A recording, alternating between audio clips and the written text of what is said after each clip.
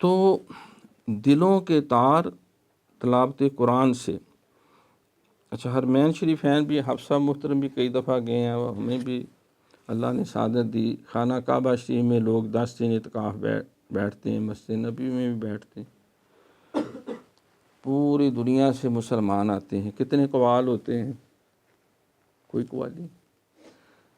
انہوں نے ایسا ماحول بنایا کہ سارے جتنے بھی اہل عرب وہ سارے قرآن پڑھتے ہیں، بیویاں بھی قرآن پڑھتی ہیں، قرآن سنتی ہیں، قرآن سناتی ہیں، اور حلقہ بنا دیتے ہیں. بچارے باری باری پڑھو سنیں، کوئی کمی بیشی ہے وہ دور ہو. ایک ماحول بن جاتا ہے تو پھر بندے کا دل اور زیادہ مائل ہوتا ہے. بچہ ہر طالب علم کے لیے قرآن حفظ کرنا فرض ہے. وہاں اس کے بغیر اسکول داخل ہی نہیں ہو سکتا. حافظ بنے گا تو داخل ہوئے گا. تو انہوں نے ایک ماحول دیا، ایک مزاج دیا کہ دلوں اور روح کی غذا جو ہے وہ قرآن ہے، ذکر الہی ہے.